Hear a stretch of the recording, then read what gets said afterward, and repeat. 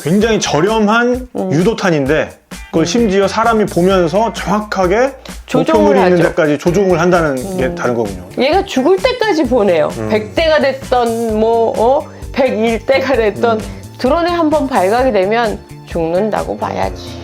사실 이제 드론 나오고 나서 시간 먹기 좋아졌잖아요. 그냥 시원하게 몇 카트 붙이면은 한 20초 금방 가고 어머 그렇게 편집했나 봐. 그런 프로그램들이 있다고 합디다.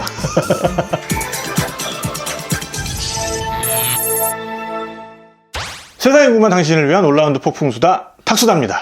네, 오늘은 보시다시피 공간이 좀 바뀌었죠. 네, 우리 김영미 PD님께서 작업을 하고 계시는 여의도에 소재한 다큐 앤드 뉴스 프로덕션 작업실에서 우리 김영미 PD님을 만나 뵈러 왔습니다. 안녕하십니까? 안녕하세요.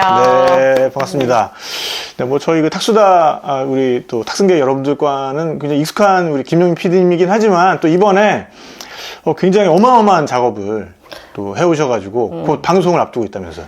뭐 어마어마까지는 아니고 네네. PD가 맨날 하는 게 방송이라 그 2년 정도 기획하고 그러니까 기획 제작 뭐 다 합쳐서 한 2년 정도가 걸렸는데 다음 주 월요일 날 EBS 다큐 프라임에 1부가 나가고 네. 다음 날 화요일 날 또 2부가 나가요. 그다음에 그 다음 주 월요일 3월 3일 날 또 3부 마무리로 방송이 될 예정입니다. 네. 제목이 뭡니까? 제목이 드론과 인류라고 해서 네.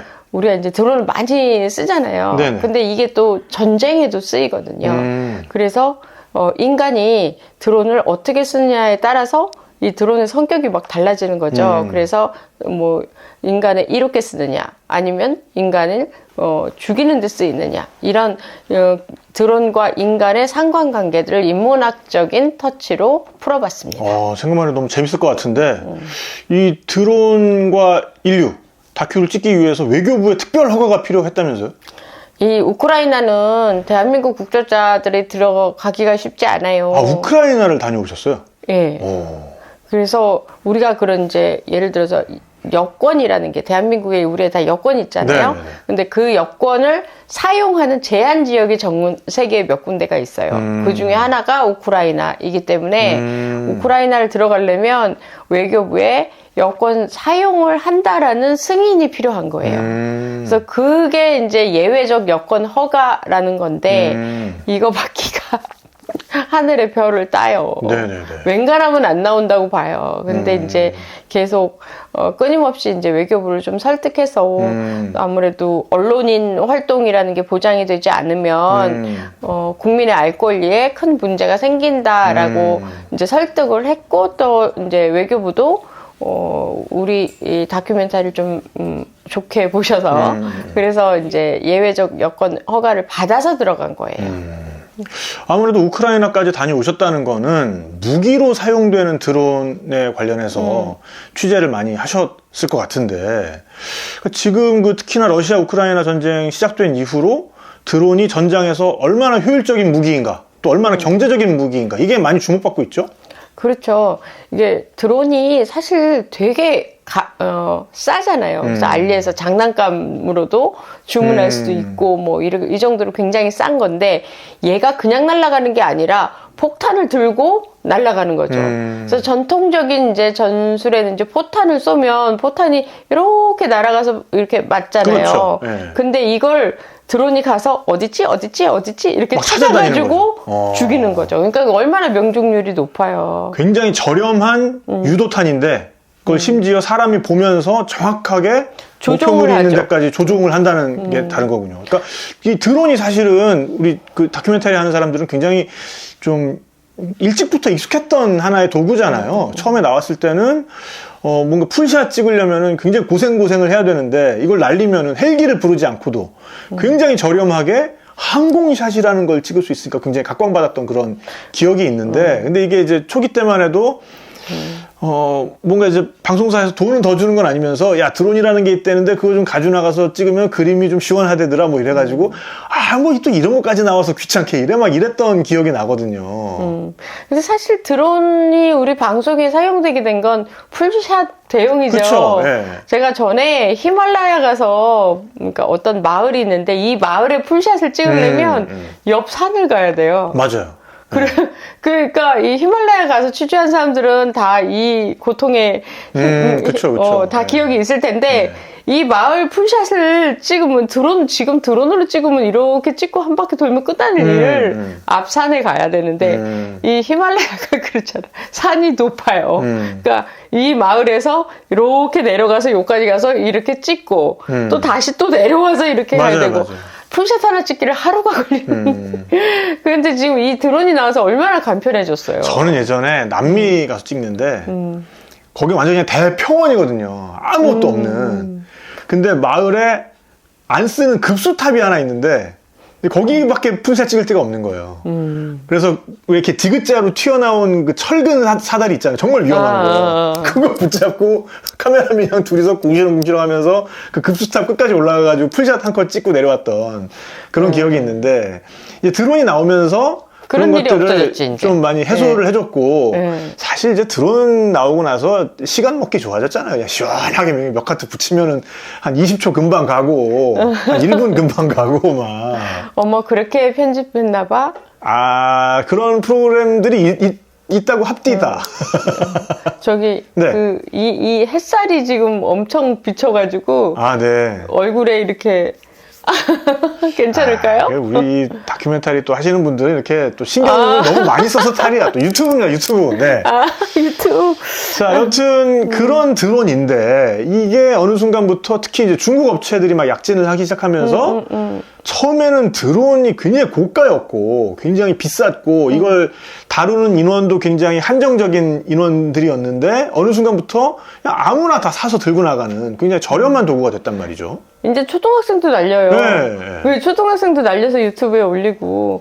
그래서 우리가 이제 계속 이 풀샷과 뭐 이런 대형으로 좋다라고 느끼면서 더 요구사항이 많아졌던 거 알죠? 그렇죠. 예. 네. 그래서 한 카트만 이렇게 우리가 쓰는 게 아니라 뭐 계속 중간중간 이제 풀샷 대용으로 또 드라이브샷 대용으로. 그렇죠. 그러니까 드론을 촬영할 때마다 이렇게 찍어야 돼요. 심지어는 그냥 길거리에서 이렇게 따라오는 그런 씬 용도로도 쓰고. 우리가 이렇게 드라이브샷 할 때 보통 차 안에서 카메라를 이렇게 들고 찍거나 네네네. 아니면 창문 내려가지고 그렇죠. 막 바깥에서 막 나가면서 이러고 찍고 막 이러는데 요즘은 네. 차량이 가고 드론이 위에서 이렇게 촬영하는 거지. 그렇죠.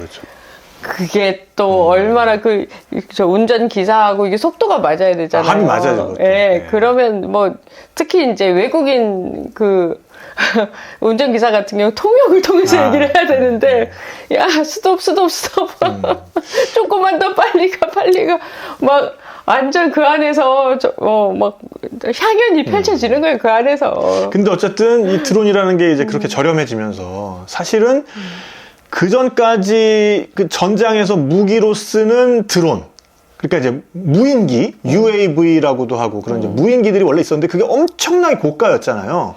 뭐 대표적인 게 미국의 프레데터나 뭐 리퍼 같은 드론들. 이제 그런 건 거의 미국의 전유물이었는데 그래서 미국은 그걸 가지고 쏠쏠한 재미를 보고 있었죠, 그죠?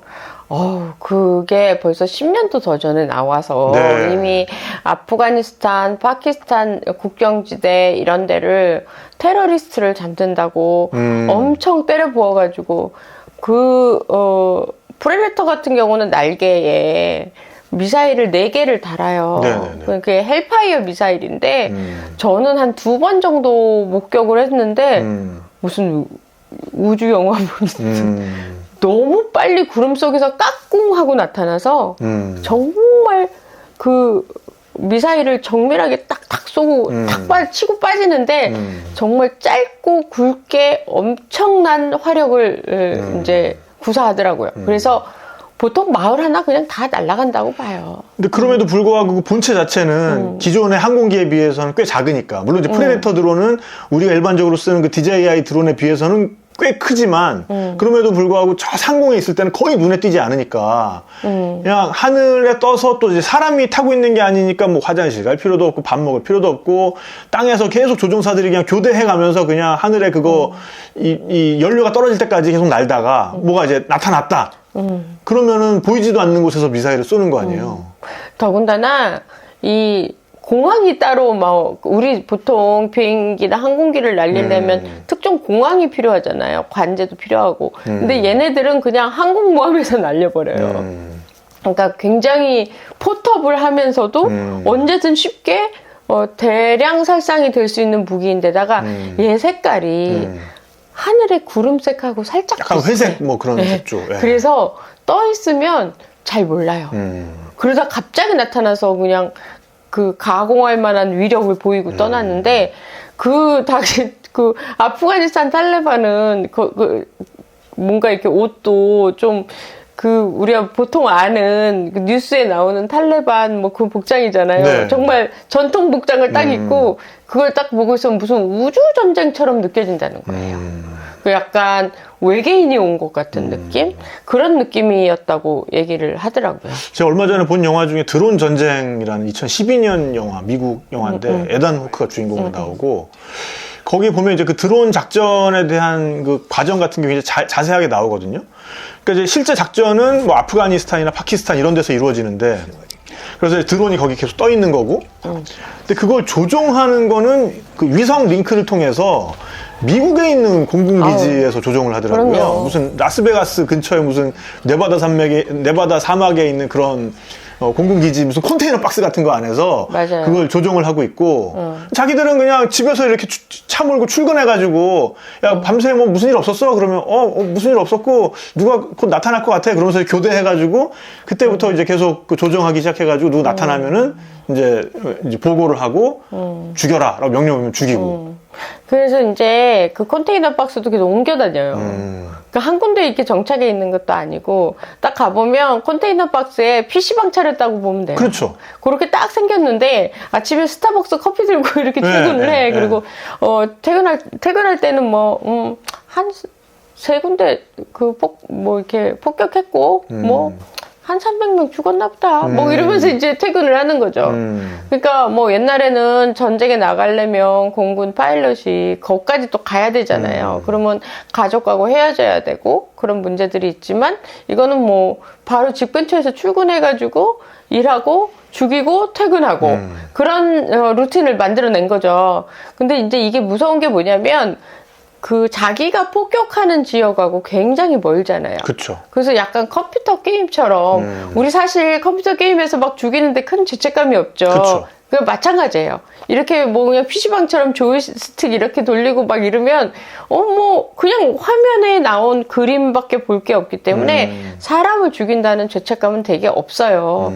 근데 보통 이 타겟을 잡는 게 뭐냐면 그 탈레반이나 아니면 이제 본인들이 노리는 사람들이 나타났을 때 그 사람을 표적으로 하는 거죠. 근데 이제 보통 탈레반 병사라고 하더라도 이제 고향에 이제 휴가도 오기도 하고 뭐 이런데 뭐 집안에 결혼식이 있다. 그러면 이제 거기 참석을 하잖아요. 그럼 얘 한 명 때문에 다 죽는 거예요. 근데 미군은 원래 타겟은 한 명이었어도 나머지 뭐 예를 들어서 100명 중에 99명이 아무 죄 없는 민간이었어도 부수적인 피해라고 불러요. 콜레트럴 데미지. 네. 부수적 그래서 피해. 한 명을 죽였기 때문에 이 작전은 성공한 거야. 그러니까 99명의 애꿎은 목숨이 죽은 거에 대해서는 군사적인 고려가 들어가지가 않아요. 그러다 보니까 뭔지 모르는 이 엄청난 화력에 마을들이 막 전멸하고 뭐 결혼식 폭격받고 막 이러면서 그 분노가 아프가니스탄, 파키스탄에 이만큼 차겠죠. 미군에 대한. 그러다 보니까 더 미국에 저항하는 여론이 만들어지게 되고 아프가니스탄에서 미군이 철수를 빨리 해야 된다고 모색한 이유도 바로 그런 이유인 거예요. 그래서 결국은 무기로는 압도적으로 이겼지만 정치적으로 미국이 밀렸다라고 보는 게 아프가니스탄 전쟁이거든요. 네.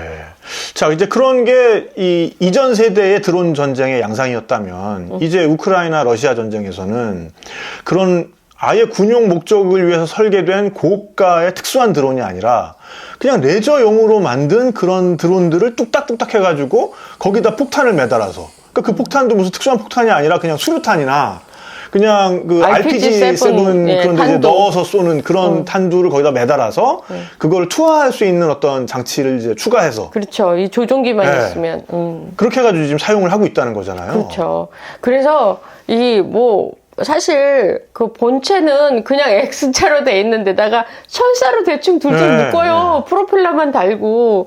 그리고 이제 뭐 탄도 빼가지고 거기 이제 장착하고 카메라 하나 굉장히 싼 거 하나 장착하고, 그래서 카미가제 드론이라고 부르는데 그냥 한 번 가서 터지고 자기도 장렬하게 전사하는 거야, 이 드론도.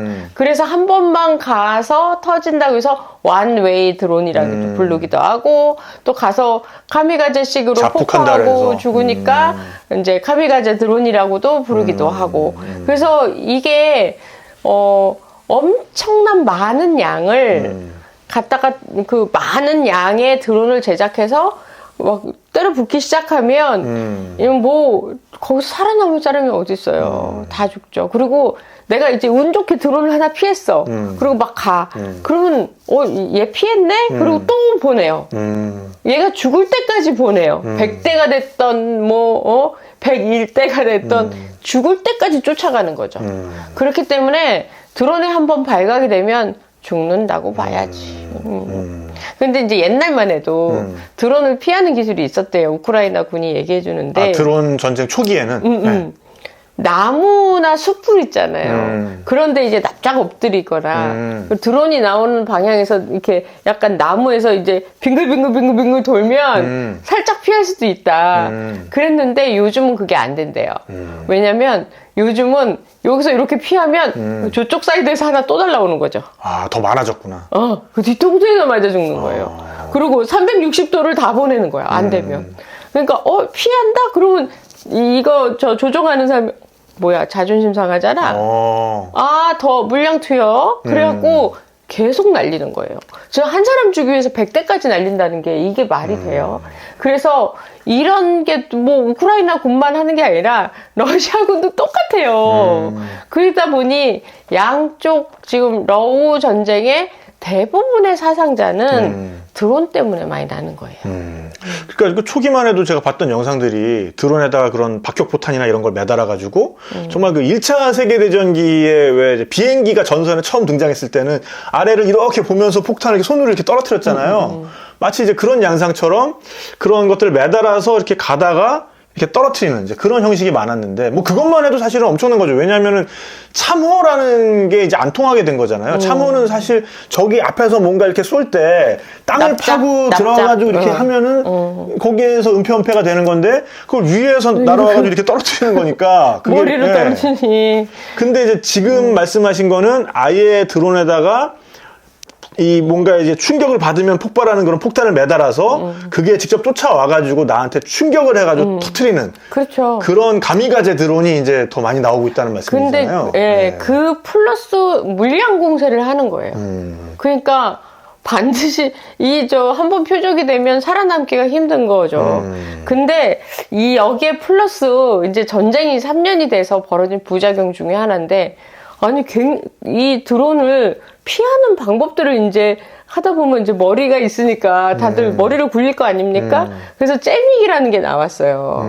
그래서 드론이 날라오면 얘 전파를 방해해서 드론이 휘가닥 하고 떨어지게끔. 그러니까 누군가는 계속 조종기로 조정을 하고 있는데 그 그 컨트롤하는 신호를 못 받게 만들거나 얘한테 다른 신호를 착각해서 이렇게 주게 되면은 얘가 뭐 떨어지든지 안 떤지 뭐 이렇게 하는 거잖아요. 그렇죠. 그래서 잼밍을 하면 괜찮았는데 이게 잼밍이라는 게 주파수가 하나일 때 얘기인 거예요. 주파수가 이제 이 주파수 떨어뜨리는 장비가 있어? 그럼 딴 주파수를 가지고 드론을 날려서 너를 죽여주마. 그래서 또 딴 주파수로 날아오는 거죠.